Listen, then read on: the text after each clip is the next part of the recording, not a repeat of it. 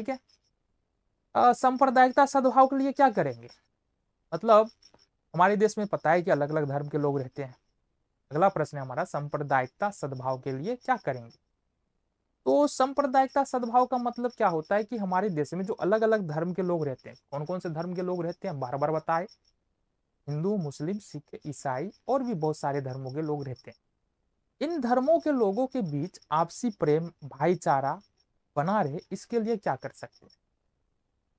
तो देखो, सबसे पहली बात है कि अगर शिक्षा तुम्हारे अंदर है, अगर हम लोगों के अंदर शिक्षा आ जाए, समझने बूझने की ताकत आ जाए, तो सामने वाला क्या कह रहा है ना, उसके बात को अच्छी तरह से समझ में, जैसे कि जब चुनाव का समय आता है तो बहुत सारे लीडर क्या करते हैं, किसी एक धर्म को टारगेट करते हुए बहुत सारी बातें बोल देते हैं, बहुत कुछ करने की योजना बना देते हैं।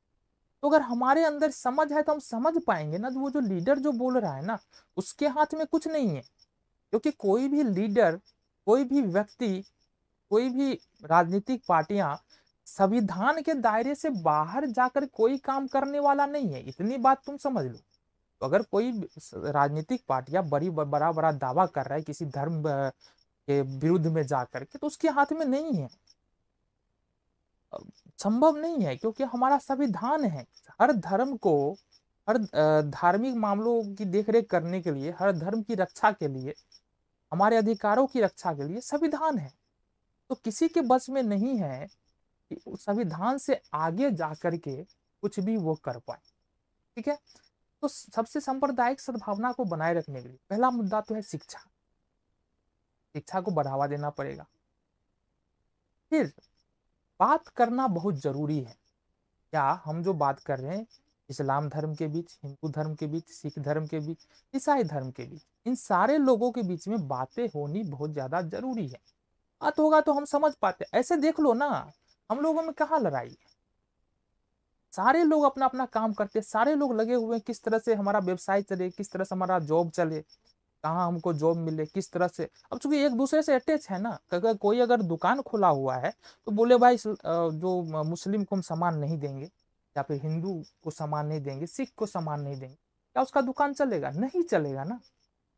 तो कहने का मतलब क्या है कि हमारा जो जीवन चल रहा है ना, वो सभी लोगों से मिलकर के चल रहा है।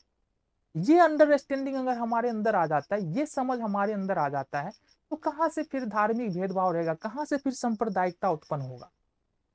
तो ये समझने वाली बात है, इसको समझना पड़ेगा। ठीक है। अब 10th क्लास में हम पढ़ रहे हैं, और ये जो चैप्टर है ना, तो प्रश्न आ रहे हैं हमारे सामने में, सांप्रदायिक सद्भावना। ये एग्जाम के लिहाजे से तो तुमको 2 नंबर दे के जाएगा। अब इतना तुम अगर समझ गए हो तो जरूर लिख के आओगे, 2 नंबर मिल जाएगा। इसके अलावे आम जीवन की बात करें ना, वहां भी बहुत ज्यादा जरूरी है। किस तरह से हम अपने समाज में सद्भावना, सांप्रदायिक सद्भावना बढ़ा सकते हैं। हमारी डिमांड क्या है? क्या जरूरी है कि नफरत फैलाई जाए? ये जरूरी नहीं है कहीं से भी, ये सही नहीं है। क्यों नफरत फैलाए भाई? जो सामने वाला बंदा है वो भी इंसान है, हम भी इंसान है।